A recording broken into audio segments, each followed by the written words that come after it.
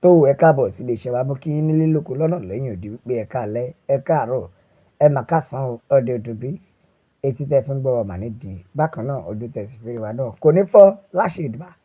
Ẹ wà nínú gbé sọnù bí òṣè bí ọmọ gbogbo ọmọ Yorùbá ẹ ìjọba ni kò sẹ́ni máa jọba lọ́wọ́ rárá o. Wọ́n ti ń yẹ àjọ ìjọba kọ̀ọ̀kan lọ́wọ́ wò, jìnnìjìnnì dé, ìbẹ̀rùbojo ìpáyà dé nígbà tí igbákejì tẹ́lẹ̀tẹ́lẹ̀ rí ìyẹn ọ̀gbẹ́ni Shettima, bẹ́ẹ̀ ni Ọ̀ṣínbàjò ìyẹn igbákejì tẹ́lẹ̀tẹ́lẹ̀ rí ọ̀gbẹ́ni Ọ̀ṣínbàjò nígbà tí ó dojúkọ àwọn àjọ DSS wípé kí ló dé tẹ́ẹ̀kọ̀ tẹ́ sọ pé wọn ò lè gba béèlì Sowore. Ẹ wo ẹ jẹ́ kí n gbé yín débẹ̀.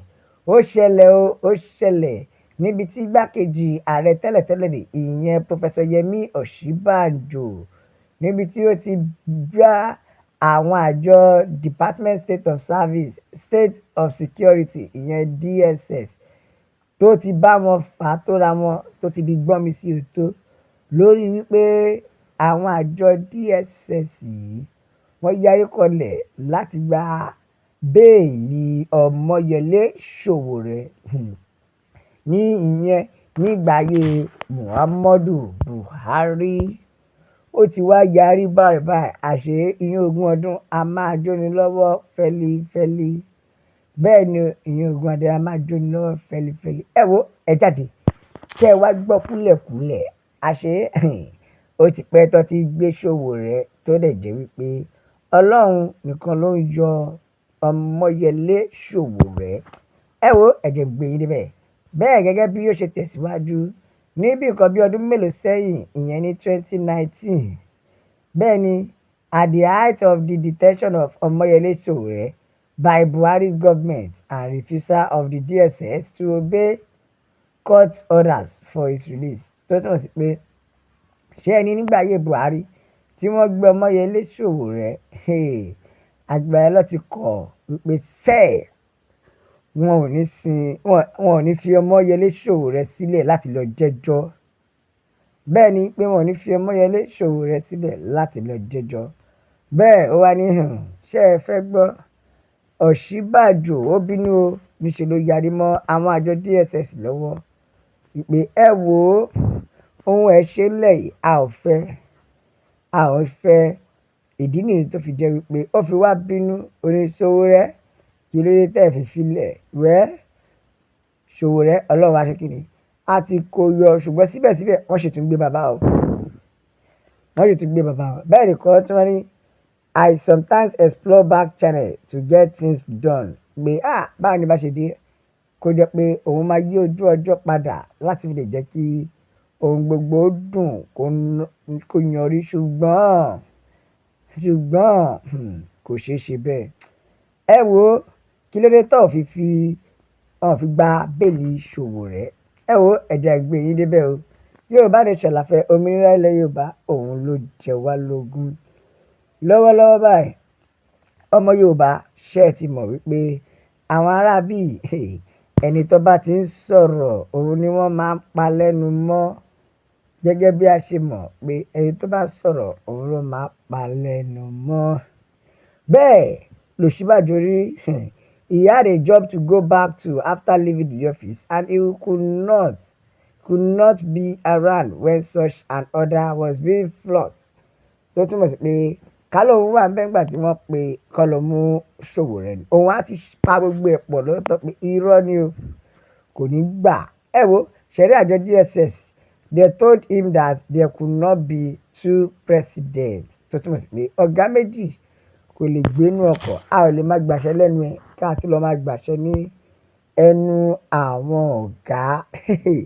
Àwọn àjọ DSS bínú tán, wọ́n bínú tán, bẹ́ẹ̀ ni wọ́n bínú tán. Ẹ wo ọmọ Yorùbá nation la fẹ́, òmìnira ilẹ̀ Yorùbá òun ló jẹ wá lógún nílé lóko lọ́nà lẹ́yìn òdì.